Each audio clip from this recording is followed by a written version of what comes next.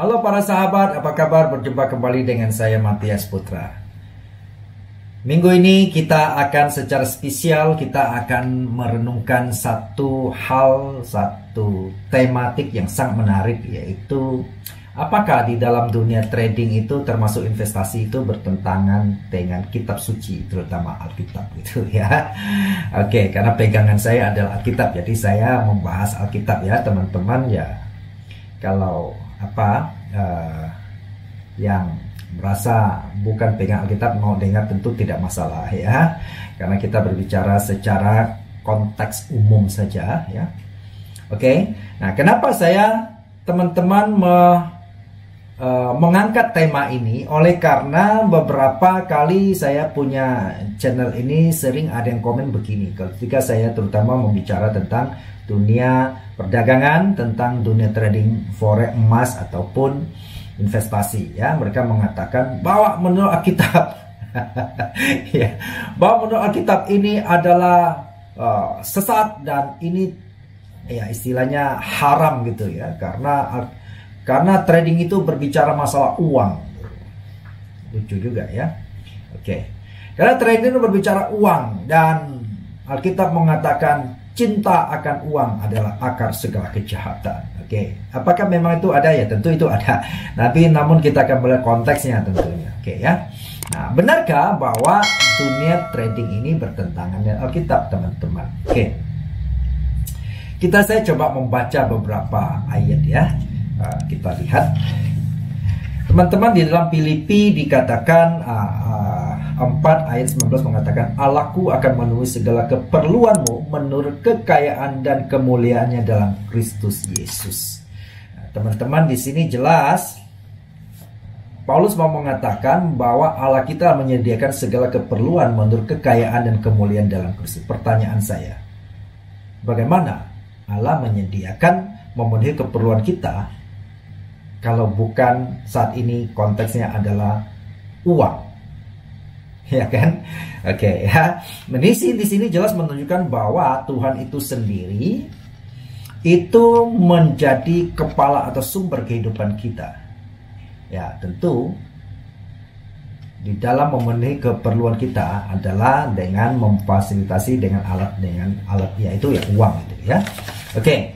Nah, kita lihat lagi ya.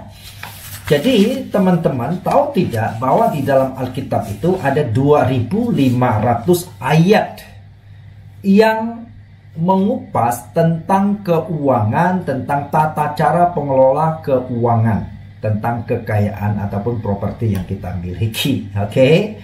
Nah, jadi uang itu adalah salah satu alat secara general bisa kita tukar. Kalau zaman dulu barter begitu ya kan.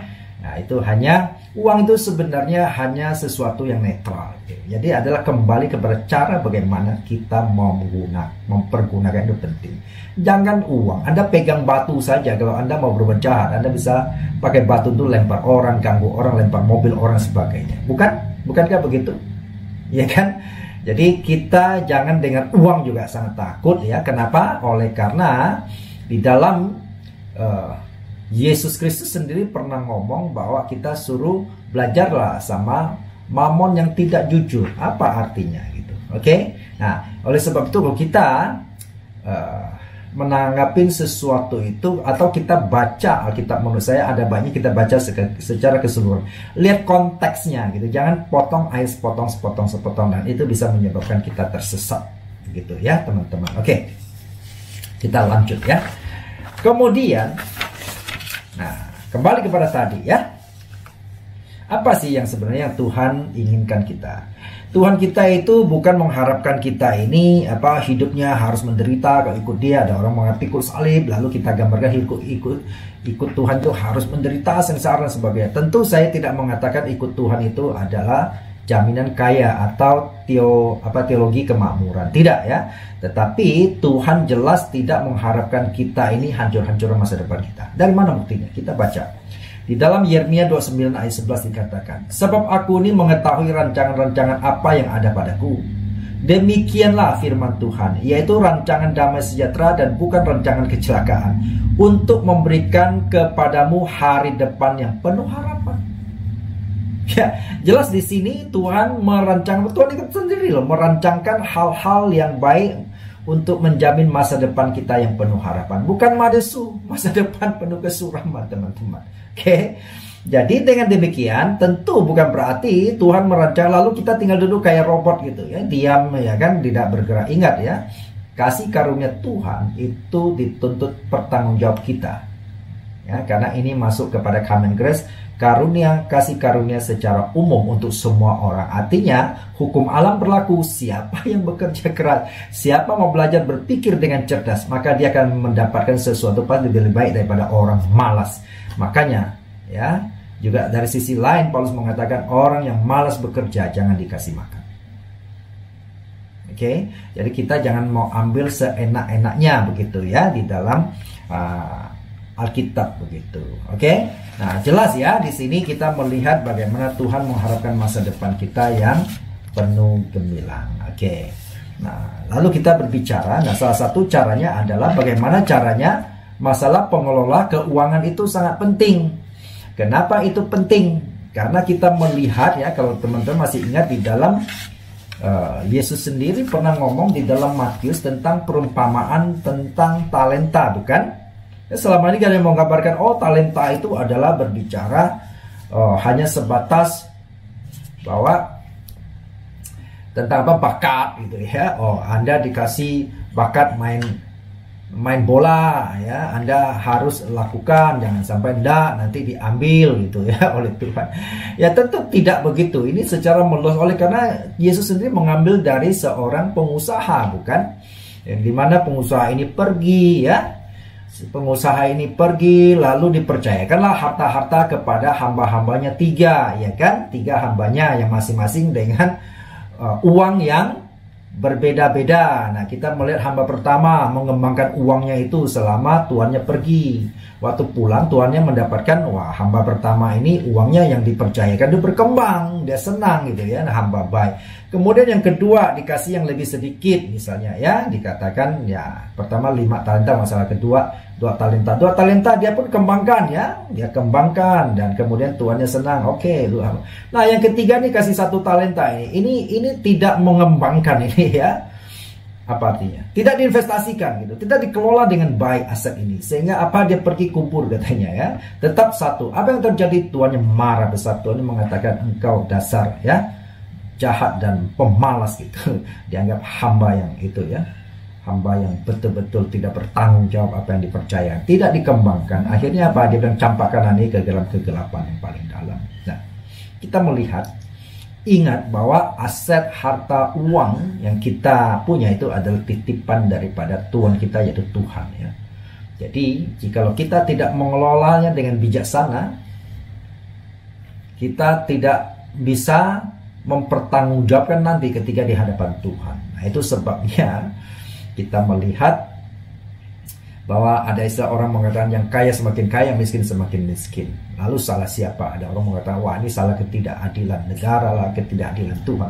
Bukan itu sebenarnya. Itu adalah kembali kepada kita sendiri tidak memiliki skill untuk mengembangkan dan mengelolanya. Apalagi, dikatakan kita malas mengembangkannya. Nah, itu akan dipertanggungjawabkan di hadapan Tuhan, teman-teman. Karena setiap kekayaan kita ya, setiap harta kita itu adalah titipan Tuhan dan harus kita pergunakan dengan sebijaksana mungkin ya, untuk kemuliaan bagi Tuhan. Artinya kemuliaan bagi Tuhan apa? Apakah uang itu kita kasih kepada Tuhan? Bukan ya. Bagaimana kita mempergunakan uang yang Tuhan titipkan ke kita, misalnya untuk memperhatikan sesama kita ya, untuk menolong orang yang pantas ditolong ya, dan seharusnya kita sanggup menolong tapi kita cuek misalnya, atau kita memakai uang itu tidak mengelolanya baik tapi malah kita hambur-hamburkan untuk hal-hal di dalam dunia-dunia kegelapan, dunia-dunia yang ya tidak membawa manfaat dan bahkan merusak diri Anda ataupun orang lain, maka semua itu akan kita pertanggungjawabkan. Nah, sehingga dengan demikian jelas ya bahwa di dalam dunia trading itu adalah sama dengan berdagang Namanya trading itu juga dagang, cuman masalahnya adalah ini adalah dagang secara digital. Kalau dalam dunia trading forex maupun gold secara digital, sebenarnya tidak ada bedanya dengan trading Anda jual beli berdagang di dalam konvensional. Hanya bedanya ini marketnya seluruh dunia ya, dan luas, sedangkan kalau kita konvensional hanya terbatas begitu. Nah, sehingga kita jangan melihat bahwa kita alergi kalau bicara uang, ya kan? Ada orang mengatakan judi. Nah, judi ini kan kembali kepada bagaimana kita memperlakukannya. Ya, kalau Anda beli beras, ada timbun, dari beli minyak goreng, ada timbun, itu kan judi juga sebetulnya. Kita bicara adalah mencari sesuatu untuk untung kan.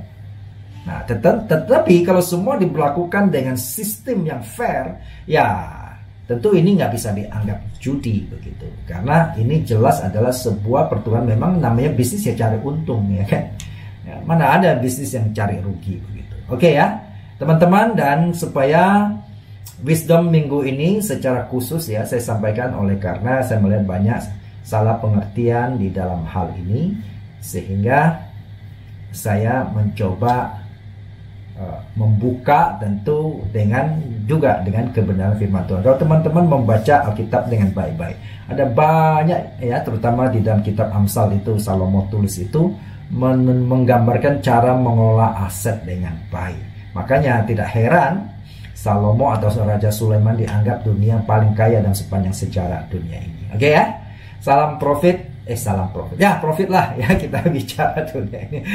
Oke, salam wisdom dan salam sehat, salam sukses buat kita semua.